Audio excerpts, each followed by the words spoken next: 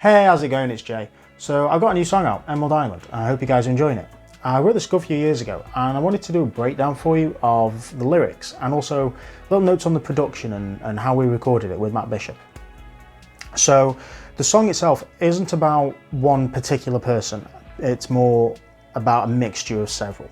But it's aimed at somebody who you have high standards of and ideals, who you think is going to be something and the relationship is going to turn into something, but ultimately they fall short of those standards and it turns to nothing. But despite all this, you can't help but get lost in that person's eyes. So that's the metaphor for the chorus, which we'll get to now. But let's start the song.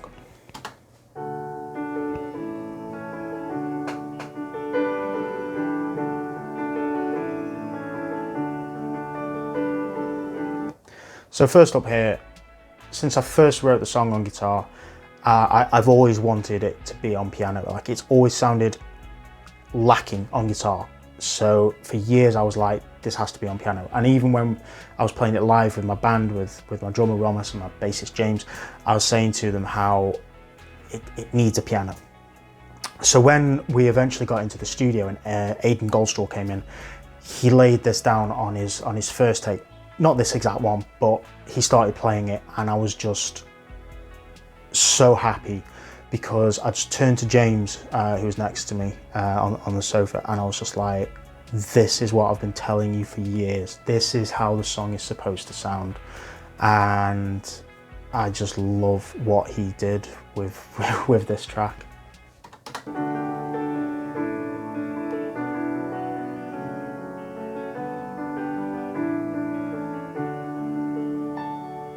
You can just hear in the background of this as well, there's an electric guitar playing just softly picked that me and Matt were sort of just playing around with effects and reverb. And that's like 90% reverb of one of my Strymon pedals. And I love the shimmer function on that, and it just sits so nicely, and I really love using it as the intro. I had a dream I could dance, a high ideal of romance.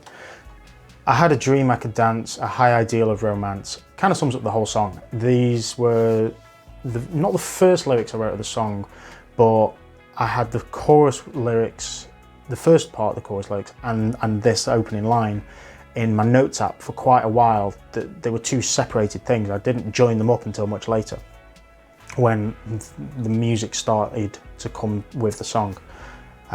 So that's kind of sums up the whole song, that you have a dream of somebody and dancing. I'm well aware that the two songs I've released that Matt Bishop has done recently both include the line "I had a dream." It's one of the main lines in the chorus of Unicorn Queen. The two are completely unrelated and written about 1.5 to 2 years apart. So it's just a coincidence, or just I have dreams. So it seemed, at least I believed, that you were worth taking a chance. Or so it seemed, at least I believed, that you were worth taking a chance. Carries on from before. You trigger torches ablaze.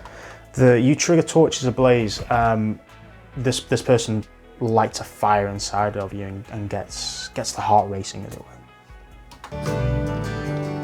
Submit to orchids enslaved. At the time I read something about orchids, and it kind of stuck with me. How, I don't know how accurate this is, but they're so unique, each one, and the varieties of them is they're likened to people, and I kind of really like that. So at the time when it came to writing it, I liked the imagery that it created of submit orchids enslaved, that this person submits people to her will because she is so infatuating. You'd be the draw of any man's sword. You'd be the draw of any man's sword. Kind of self-explanatory. She gets people to fight for her. Yeah, you could make demons enraged. You could make demons enraged. She can anger even the worst of people. That's one of those lines where I just really liked how it sounded. It doesn't quite make sense, but hey. Just one look and I'll be lost on that emerald island in a sea of white. Just one look and I'll be lost on that emerald island in a sea of white is a line that I had in my notes app for quite some time. See, all these pro songwriters all have like notepads that they've got really cool pens and they carry around, and they've got stacks of notepads full of lyrics. I have a notes app on my phone because all of my writing pretty much comes at work, where I don't have a notepad with me in my back pocket. I have my phone. So this was on my notes for quite some time, as with the opening line. And I love the metaphor for getting lost in somebody's eyes. And it comes from, I didn't actually hear the term Emerald Island being used to describe the island of Ireland until this point. I was watching a Foy Vance mini documentary on the behind the scenes of his Wild Swan tour album. It was before it was released, and he was talking about one of the songs that ended up being Bangor Town. And he talked about a lyric in that uses Emerald Island, and the words just stuck out at me, and that's where the basis of the song came, that I formed a metaphor in my head, and I'm just ran with it.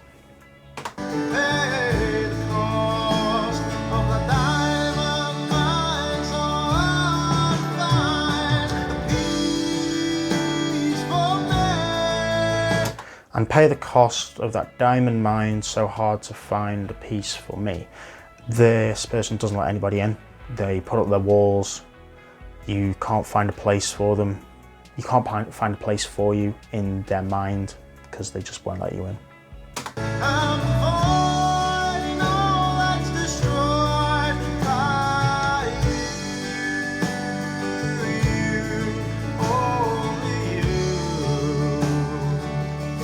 I'm the void and all that's destroyed by you, only you. Kind of has two meanings. One, I'm walking away, so I'm not going to be hurt by this person anymore.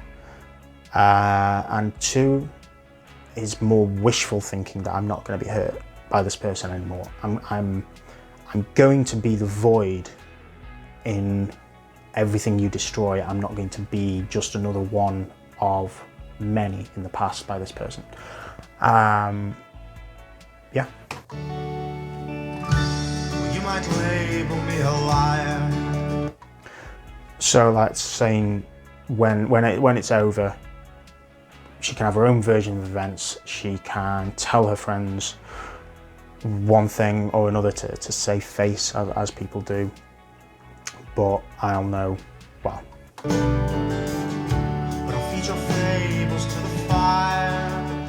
But I'll feed your fables to the fire. I'll either prove they're wrong, or I'll just set fire to them and be done with them. Because just washing your hands of it. Because I am able to withstand your betrayal, although you could lead an angel to a pyre. Because I am able to withstand your betrayal, though you could lead an angel to the pyre. I'm able to withstand your betrayal is I'm stronger than this, I'm better than this, I'm walking away. Though you could lead an angel to a pyre. I like the imagery of saying like the 1600s or whatever, when if women could be labelled as witches and they wouldn't really have anything to disprove it. There was the test, of course, of dunking them, but that wasn't really proper test, or burnt alive. So they were burnt alive, and I like the imagery of somebody that their words can just lead even the best of people to bad, to a pyre. Just one look and I'll be lost on that emerald island in a sea of white.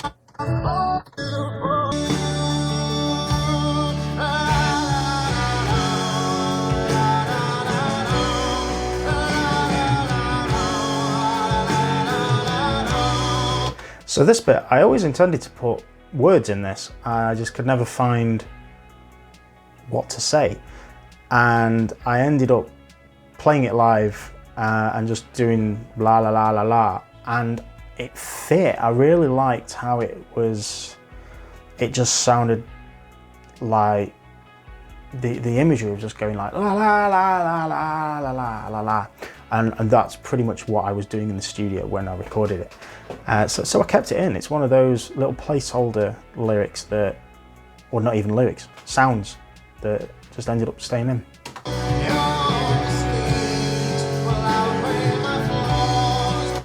Your mistakes will outweigh my flaws. I know I'm flawed as a person, but I am aware of those. I own them.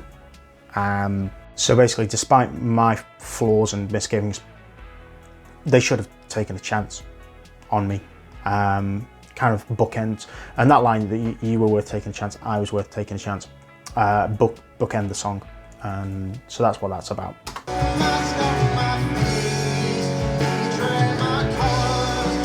Probably my favourite line of the song. The mask on my face, betray my colours. Because I love the imagery of it and how I always love lyricists who can say so much in so few words, and this is one of the few times I felt I've been able to convey that. We all have masks, we all wear a mask of how we portray ourselves, and when you're first starting to go out with somebody, maybe you want to portray yourself as somebody, as the best possible version of you. Say in this instance, somebody who's confident, quick-witted, happy, all that good stuff. Where deep down underneath that mask, say at the time, for example, I was very insecure. I was very lacking in self-confidence. But I wouldn't portray that. I would wear a mask. And that's what the line means. The mask on my face, betray my colours. And yeah.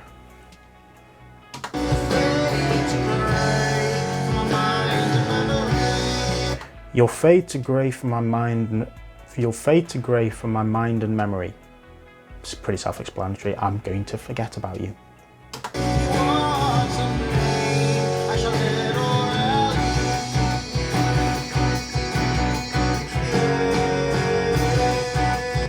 You, what's her name?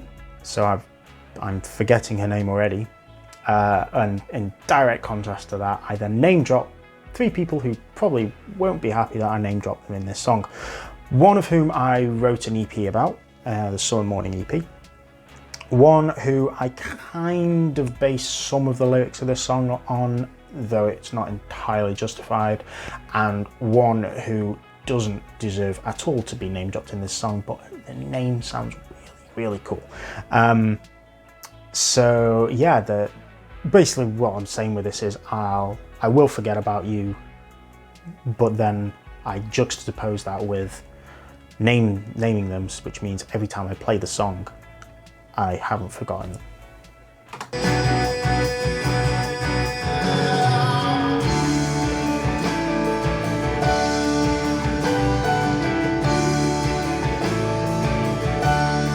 So when we're recording this, you'll see, if you've seen the acoustic version of this song, you'll know that, or if you've seen it live in the last few years, you'll know that during this bit I always just go ham on on my acoustic and just beat at it with strumming it. I've always wanted like a guitar solo for this, and when I play it live in the future, assuming we do get to go and gig in the next year, if I have another guitarist on stage with me, which I want to do at all times, I'm just going to be like, just do a solo, because it really lends itself well. When we're doing it in the studio, nothing I seem to play fit. We went through several versions of it, and it was like, no. So then when Aidan came in the following recording day, I just said to him, just play some higher up lead melodies, and just make it twinkle and just rise up. And I loved it. I loved the sound of it. But then there was still something missing. And one of my favourite albums is I Forget Where We Were by Ben Howard. And in the title track, he does these, there's a part of the song where you'd expect a guitar solo. And they even said it in an interview. They were like, right, okay, here's where a guitar solo goes.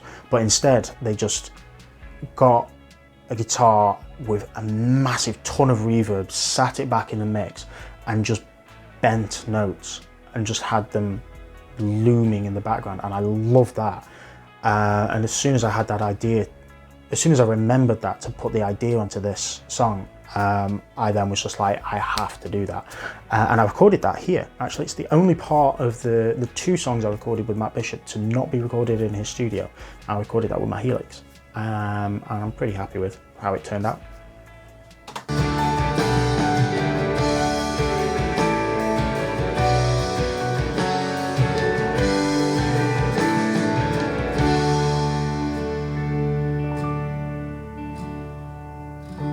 I had a dream I could dance, a high ideal of romance. So it seemed, at least I believed that I was worth taking a chance.